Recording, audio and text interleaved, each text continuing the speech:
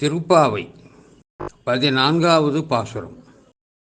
உங்கள் புலக்கடை தோட்டத்து வாவியுள் செங்கழுநீர் வாய் நெகிழ்ந்து ஆம்பல் வாய் கூம்பினகான் செங்கற்பொடி கூரை வெண்பல் தவத்தவர் தங்கள் திருக்கோவில் செங்கிடுவான் போகின்றார்.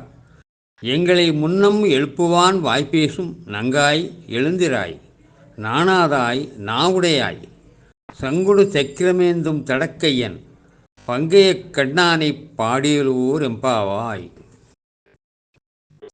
श्री कीर्तनान चौथवा पासुरम.